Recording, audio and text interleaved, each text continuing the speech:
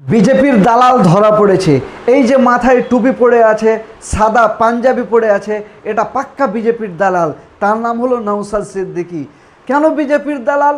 কেন বিজেপি সরকারের বিরুদ্ধে পথে নামলো? কেন টিএমসির 80টা এমএলএ বিধায়ক আছে কিন্তু তারা পথে নামলো না? কেন নওশাদ সিদ্দিকী পথে নামবে? নওশাদ সিদ্দিকী বিজেপির দালাল।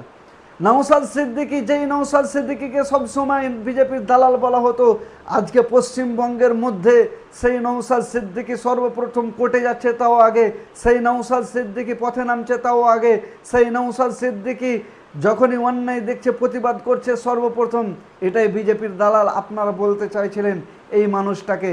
আজকে এত বৃষ্টিকে অতিক্রম করে, মেঘকে অতিক্রম করে মানুষের পাশে, মানুষের সাথে থেকে প্রতিবাদ করলো, সিও দপ্তর গেল ডেপুটেশন দিতে, এই নওশাদ সিদ্দিকী।